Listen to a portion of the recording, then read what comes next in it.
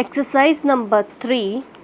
Sir, I rise to support the demands that have been placed before the House by the Home Minister.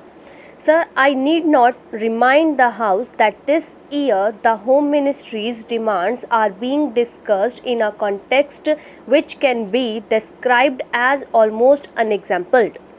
It is for the first time that we are discussing the demands of this ministry after the country passed through the period of the emergency that rocked the very basic structure of our constitution and our policy and made the common people of our country realize what they have lost with the eclipse of their fundamental rights and freedom.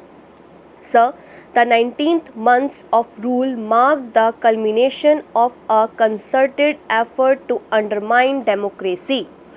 Those who wanted to destroy the democracy and convert our system into a totalitarian system had looked upon the Home Ministry as the main instrument for forcing their will on the nation.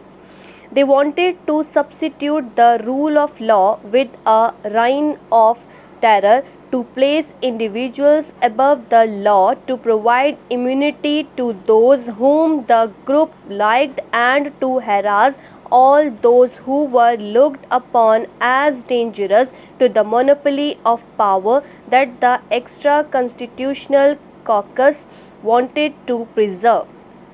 The then Home Minister was himself a captive of this caucus. It was practically a totalitarian regime and was therefore bound to be a police regime. That is why I would request the Honorable Minister that the whole police department should be thoroughly overhauled.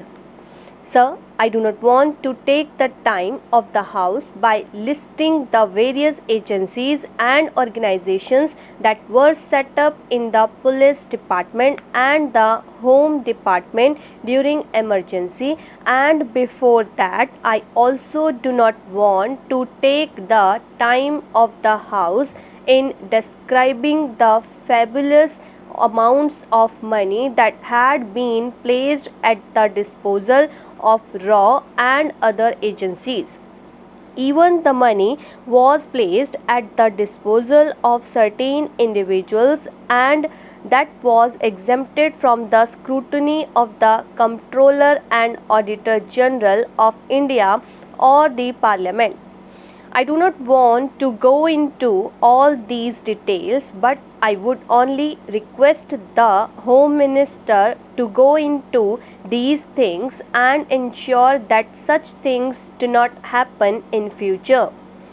Under the circumstances, sir, the task of the Home Minister is therefore one of dismantling the police state that was built up by the previous government.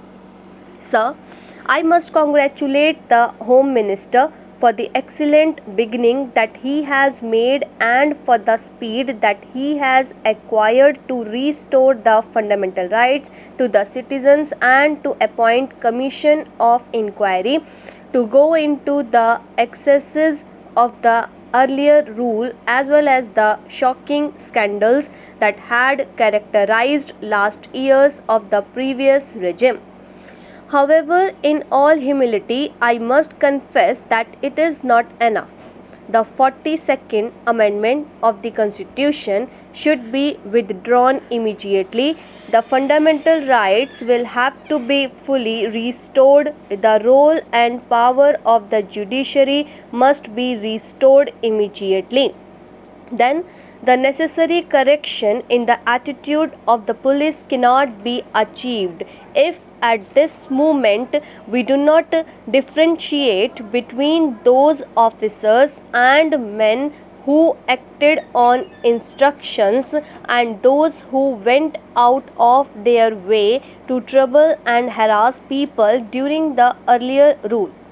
If we do not differentiate between these people and do not give to the guilty exemplary punishment that would serve as deterrent and corrective, we would not be able to recognized to the police department. Now I come to the area of general administration, for which the Home Minister is wholly responsible. Our public offices have not earned a great reputation for efficiency. Public petitions and letters remain unanswered and under consideration for months and months together. Public petitions and letters written by the public representatives, councillors, legislators, or members of parliament, even to the ministers, leave aside the officers, remain unanswered or under consideration for years together. Sometimes we do not get a reply at all to our letters. Our people have to suffer because of this. We hope the Home Minister will see that these public offices function efficiently even after 50 years of our own government. These public officers, especially officers like block development officers and the public officials, do not behave properly, and they even behave very badly to the public. The Home Minister should look into that so that the public officers behave properly and in a manner as to instill confidence in the people that it is their own government which wants to serve them and not to terrorize them. Within the time you have given, I want to draw the attention of the Home Minister to a very important matter. I know the law and order is a state subject. Honorable member was telling that our Home Minister has encroached upon this state subject. Sir, if some state governments and their chief ministers and ministers behave in such a way which is against people's interest, naturally Government of India have to take action against these people.